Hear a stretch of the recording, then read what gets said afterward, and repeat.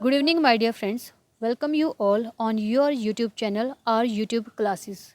Okay, so we have already completed our poem, A Dust of Snow.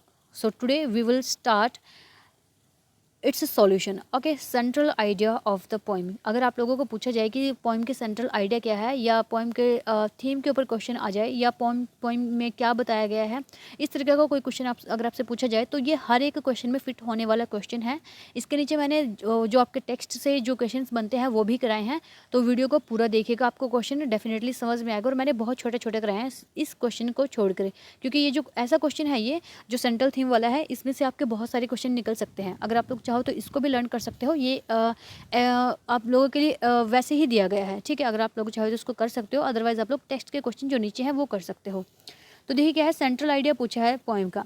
The central idea of the poem dust and snow written by Robert Frost is that one may have the worst day और time of his life, but a little good thing can make it quite amazing. ठीक है, इसमें क्या बताया गया कि जो central idea है इस पोइम का, डस्ट ऑफ स्नो का, जो किसने लिखी है, रॉबर्ट फ्रॉस्ट ने लिखी है, वो ये है कि किसी का भी है जो दिन या पूरी लाइफ है जो वर्स्ट हो सकती है। वर्स्ट मीन्स वेरी बैड, ठीक है, बुरी हो सकती है, लेकिन एक छोटी सी चीज़ भी है जो इसको है जो अमेजिंग कर देती है, इसको चेंज कर सकती है। ठीक है, एक छोटी सी चीज़ भी है, एक छोटी सी जो एक जैसे क्रो ने है जो पोइट की जो पूरे का पूरा जो दिन था वो बर्बाद होने से बचा लिया था। तो कोई छोटी सी भी चीज़ है, हल्की सी भी चीज़ आपकी पूरी की पूरी लाइफ को, आपकी पूरी की पूरी जो जर्नी है उसको है जो चेंज कर सकती है, उसको आपका मूड चेंज कर सकती है, उसको बदल सकती है। ठीक है, तो वो क्या है, the crow, the hemlock tree and the dust are some bad sign that normally make the people believe that something wrong is going to happen।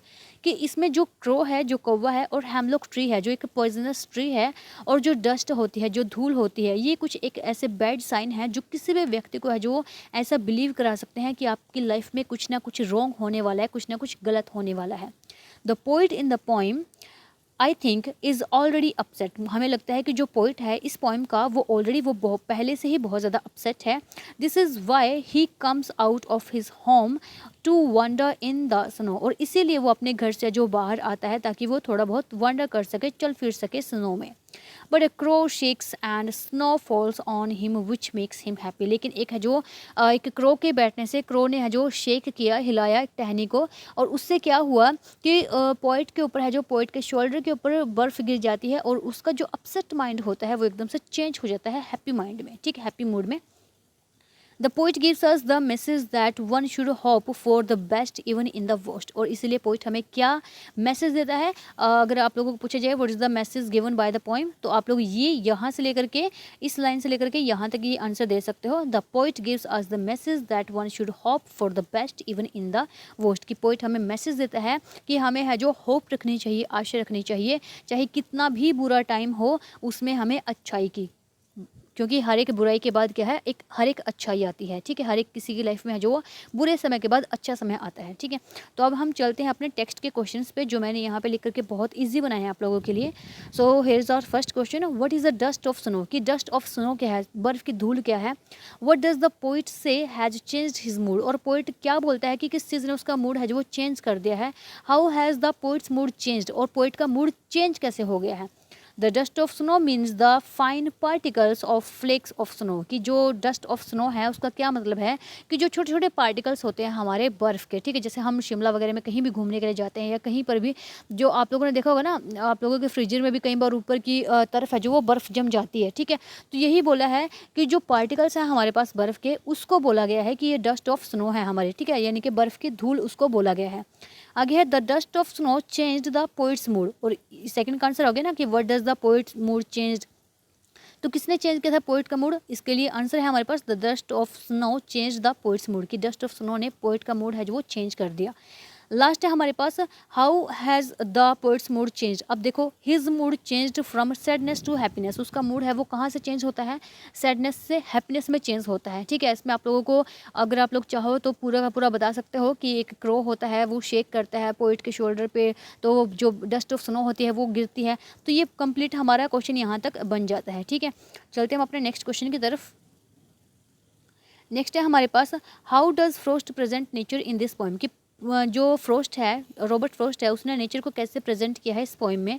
What are the birds that are usually named in poems, और वो कौन से birds हैं जिनका name है जो poet है जो लेता है यूजुअली पोइम में. Do you think crow is often mentioned in poems, क्या आपको लगता है कि क्रो है कभी भी कौवे को किसी पोइट ने अपनी पोइम में जगह दी होगी, उसको मेंशन किया होगा. What images comes to your mind when you think of a crow, और क्या क्या इमेजेस आपके माइंड में आती है जब आप किसी कौवे के बारे में सुनते हो. तो इसमें देखिए क्या है, जनरली पोइट्स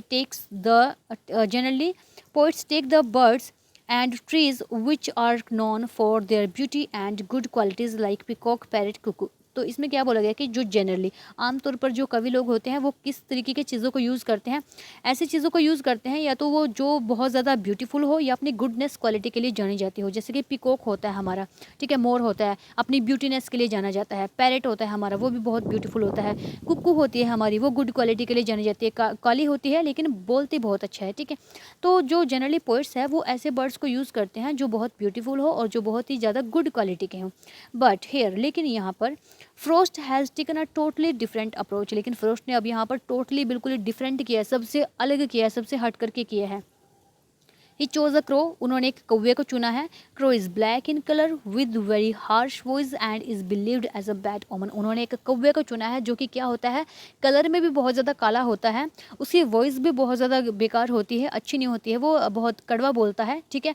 और ऐसा बिलीव किया जाता है कि कौवा है एक बैड ओमेन. ओमेन का मतलब होता है कि एक किसी बुराई का प्रतीक होना, ठीक है, एक अभिशाप समझा जाता है, ठीक है, कौवे को, ठीक है. तो चलते हैं नेक्स्ट, हमारा नेक्स्ट क्वेश्चन है, देखिए again, what is a hemlock tree, कि हेमलॉक ट्री क्या है. Why does the poet write about more beautiful tree such as maple or an oak or a pine, कि पोइट ने क्यों इतने हैं जो सुंदर सुंदर पेड़ों को छोड़ करके, जैसे ओक ट्री हो गया, पाइन ट्री हो गया, मैपल ट्री हो गया, इन इतने सुंदर ब्यूटीफुल ट्री को लेकर के ना लेकर के एक पॉइजनस ट्री को क्यों लिया है. तो क्या रीज़न है इसके पीछे. अ hemlock tree is a poisonous plant, पूछा ना कि हेमलॉक ट्री क्या होता है. तो अ hemlock tree is a poisonous plant with small white flowers. एक जो हेमलॉक ट्री होता है वो पॉइजनस प्लांट होता है, ठीक है. ऐसा माना जाता है कि किसी जहरीला पौधा होता है, अगर उसका कांटा भी आपको चुभ जाए तो ऐसा माना जाता है कि वो जहर फैला सकता है, ठीक है. तो जो पॉइजनस ट्री होता है ये हमारा हेमलॉक, जिसमें क्या होते हैं, वाइट वाइट छोटे फ्लावर होते हैं, ठीक है. The poet did not choose to use an oak, maple or pine tree. Poet ने जो अच्छा नहीं लगा उनको कि उसने चूज़ नहीं किया किसी भी ओक को, मैपल को और पाइन ट्री को.